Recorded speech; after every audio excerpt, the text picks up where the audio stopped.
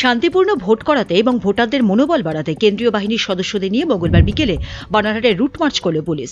বানারহাট থানা থেকে চামুরচি মোড়, বানারহাট বাজারের বিভিন্ন এলাকা প্রদক্ষিণ করে এলআরপি মোড় পর্যন্ত রুট মার্চ করা হয়। উপস্থিত ছিলেন জলপাইগুড়ি জেলার অতিরিক্ত পুলিশ সুপার সমীর আহমেদ, ধূপগুড়ি মহকুমার এসডিপিও গ্যালসান লেপচা, বানারহাট থানার আইসি সমীর দেউসা সহ পুলিশের অন্যান্য আধিকারিকেরা।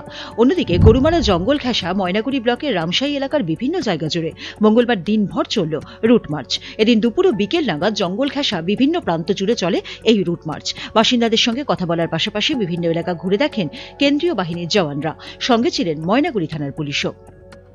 বানারহাট থেকে শুভ দত্ত, ময়নাগুড়ি থেকে অর্ঘ্য বিশ্বাসের রিপোর্ট, উত্তরবঙ্গ সংবাদ।